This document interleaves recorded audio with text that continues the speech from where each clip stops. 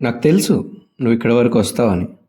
అంతలా తగ్గించుకోవాలనుకునే బాధ నీకేముంది? బ్రేకప్పా? దానికే ఇంత బాధపడాలా? నువ్వు ఇంత బాధపడిపోతున్నావు అంటే నీ బ్రేకప్ నువ్వు ఖచ్చితంగా యాక్సెప్ట్ చేసావు కాబట్టే. వాళ్ళు నీ లైఫ్లో లేరని నువ్వు ఫిక్స్ అయ్యావు కాబట్టే నువ్వు బాధపడుతున్నావు. వాళ్ళు మళ్ళీ రావచ్చు, మళ్ళీ వస్తారనుకుంటే ఇప్పటికీ నువ్వు వెళ్ళి కన్విన్స్ చేసి రప్పించుకుంటావు. నీకు బ్రేకప్ ఎలా జరిగిందో నాకు తెలియదు. నువ్వే గొడవ చేసావా, లేదా వాళ్ళు గొడవ చేశారా, లేదా వాళ్ళు నేను మోసం చేశారా, లేదా నువ్వు మోసం చేసావా, ఇవన్నీ నాకు తెలీదు. కానీ ఎప్పుడైతే వాళ్ళు నీతో ఉండరు, ఇంకా ఉండకూడదు అని నువ్వు ఫిక్స్ చేసుకున్నావో అందుకే బాధపడుతున్నావు. చూడు, ఇప్పటి వరకు ఒకరిని ప్రేమించావు నువ్వు. ఇక్కడి నుంచి నిన్ను నువ్వు ప్రేమించుకో అన్కండిషనల్గా. చూడు, నిన్ను అన్కండిషనల్గా ఎవ్వరూ ప్రేమించరు. నేను ప్రేమించే ప్రతి ఒక్కరు నీ నుంచి ఏదో ఒకటి ఆశిస్తూనే ఉంటారు. ప్రతి ఒక్కరికి నీ నుంచి ఏదో ఒకటి కావాలి.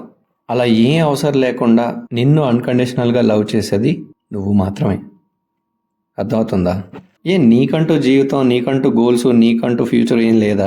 నీ గురించి నువ్వు ఆలోచించుకో, కష్టపడు. నీ గురించి నువ్వు ఏదైనా సాధించుకో. నీ ఆనందాన్ని నువ్వే తెచ్చుకో. ఒక్కరివ్వాలా నీకు ఆనందాన్ని తెచ్చి?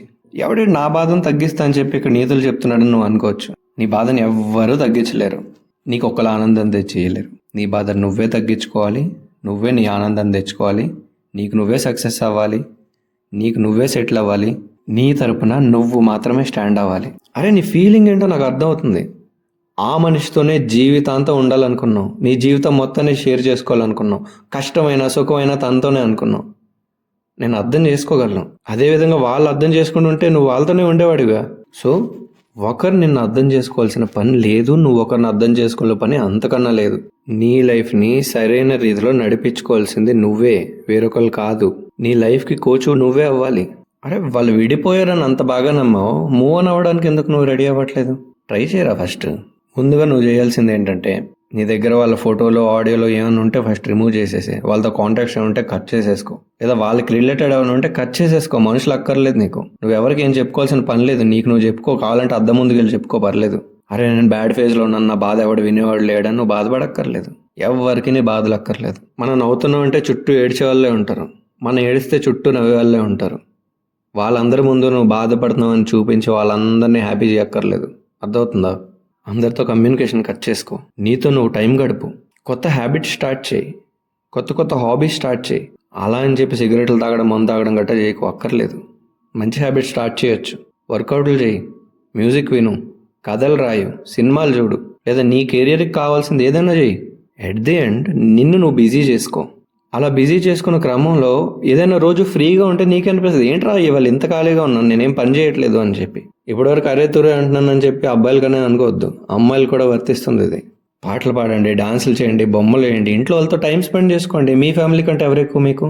మీ ఫ్యామిలీతో కూడా మీరు మాట్లాడట్లేదంటే గుర్తుపెట్టుకోండి, మీ ఫ్యామిలీ కంటే ఆ బ్రేకప్ అయిన వ్యక్తి పెద్ద ఎక్కువ కాదు కదా. కాబట్టి అంత బాధపడక్కర్లేదు. బాధపడాల్సి వస్తే మీ ఫ్యామిలీ కోసం పడండి. సరే, లోన్లీనెస్సే మీ ప్రాబ్లం అనుకుంటే లోన్లీగా ఉండకండి. ఆపోజిట్ చేయండి. సోషలైజ్ అవ్వండి, ఫ్రెండ్స్తో కలవండి, బయటకు వెళ్ళండి, సినిమాలు చూడండి, షికార్లు వేయండి, పెద్ద ట్రిప్స్ చేయండి. సరే, దీనికి కూడా డబ్బులు లేవు అనేది నీ డిప్రెషన్ అయితే నీకెందుకు రా లవ్? మరి ముందు సంపాదించు, కెరీర్ సెట్ చేసుకో, తర్వాత ఆలోచించవచ్చు నీ పార్ట్నర్ ఎవరు, నువ్వెవరితో లైఫ్ షేర్ చేసుకోవాలి, వాళ్ళని ఎలా చూసుకోవాలి, అప్పుడు తర్వాత ఆలోచించవచ్చు. ఇదిగో అమ్మాయిలు, ఇది మీకు కూడా వర్తిస్తుంది. సంపాదించమంటే ఒక్క అబ్బాయిలకే కాదు, మీరు కూడా సమానమే. మీరు ఏం తక్కువ కాదు, ఎక్కువే. మీరు కూడా బాగా చదవండి, లేదా మంచి ఉద్యోగాలు సంపాదించండి, మంచి సోర్స్ ఆఫ్ ఇన్కమ్ చూసుకోండి, వీలైనంత ఎక్కువ సంపాదించండి. మీరు ఎవరి దగ్గర తక్కువ కావాల్సిన పని లేదు. అరే, చేసుకుంటే ఎలాంటి అమ్మాయిని చేసుకోవాలని వాళ్ళు అనుకోలేలా చేయండి. రేపు పొద్దున్న ఫ్యూచర్లో మీ ఎక్స్ ఎవరైతే ఉన్నారో, అదే మీకు బ్రేకప్ అయిన వ్యక్తి ఎవరైతే ఉన్నారో, వాళ్ళు మిమ్మల్ని కానీ మీ ప్రొఫైల్ని కానీ ఎక్కడో దగ్గర మీ గురించి విన్నప్పుడు కానీ చూసినప్పుడు కానీ వాళ్ళకి అనిపించాలి, వాళ్ళు చాలా రిగ్రెట్ అవ్వాలి. అరే, ఇంత మంచి అమ్మాయిని వదులుకున్నానా, లేదా ఇంత మంచి అబ్బాయిని వదులుకున్నానా అని. అలా సెటిల్ అవ్వండి. మీ టైం అంతా మీరు సెటిల్ అవ్వడానికి, మీరు బాగా సంపాదించడానికి, వాళ్ళు ఎక్స్పెక్ట్ చేసే దానికంటే మీ లైఫ్ ఇంకా హై రేంజ్లో ఉంచడానికి మీరు కష్టపడండి. మీ టైం అంతా దానికి ఇవ్వండి. బాధపడడానికో ఏడవడానికో కాదు. లేదు, మీకు ఏడిస్తేనే ప్రాబ్లం పోతుందంటే గట్టిగా ఏడ్చేయండి. ఒక నెల రోజులు ఏడ్చేసి ఆ తర్వాత సెట్ అయిపోండి. కానీ ఏడుస్తూ కూర్చున్నంత మాత్రాన మీ ప్రాబ్లం తీరిపోదు, నేను చెప్తున్నాను. అలాగే మిమ్మల్ని మీరు ఫిజికల్గా, మెంటల్గా బాగా స్ట్రాంగ్గా చేసుకోండి. ఆ వ్యక్తి నుంచి మీరు మూవ్ ఆన్ అయిపోవాలి, కానీ ఆ వ్యక్తి మీ నుంచి అవ్వకూడదు. అంతలా సెటిల్ అయిపోండి. అరే, లైఫ్లో ఎన్ని పెండింగ్ పనులు పెట్టుకొని నువ్వెందుకు బ్రేకప్ కోసం ఏడుస్తావు? అసలు నువ్వెందుకు బాధపడాలి? నిన్ను వదులుకున్న వాళ్ళు కదా బాధపడాలి. నీ జెన్యూనిటీ మిస్ అయినందుకు, నిన్ను మిస్ అయినందుకు, నీతో లైఫ్ మిస్ అయినందుకు, నిన్ను మోసం చేసినందుకు లేదా నిన్ను బాధ పెట్టినందుకు వాళ్ళు కదా బాధపడాలి. అంత జెన్యూన్గా ప్రేమించితే నువ్వెందుకు బాధపడాలి? నువ్వు నిజంగా ప్రేమిస్తే అన్కండిషనల్గా లవ్ చేసి ఉండాలి. వాళ్ళు నీతో మంచిగా ఉన్నా లేకపోయినా, వాళ్ళు నీతో ఉన్నా లేకపోయినా, నువ్వు నిజంగా ప్రేమించావు అనుకో, నువ్వు ప్రేమనిస్తే చాలు కదా. నువ్వెందుకు బాధపడాలి?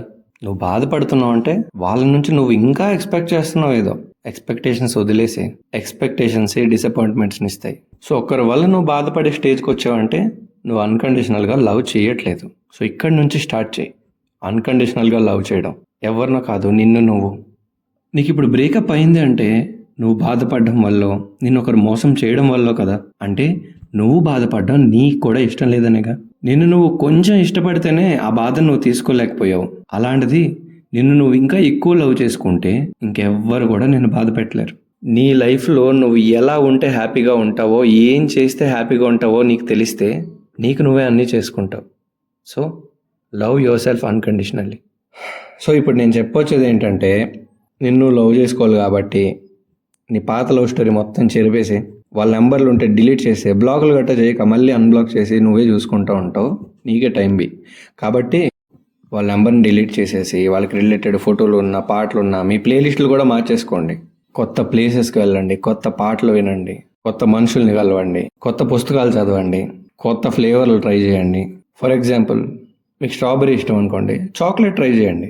అలాగే బట్టలు కూడా, మీకు టీ షర్ట్స్ ఇష్టం అనుకోండి, ఇప్పుడు ఫార్మల్ షర్ట్లు ట్రై చేయండి, లేదా ఇంకో స్టైల్లోకి మార్చండి. మీ లైఫ్ స్టైల్ కూడా పూర్తిగా మారిపోవాలి.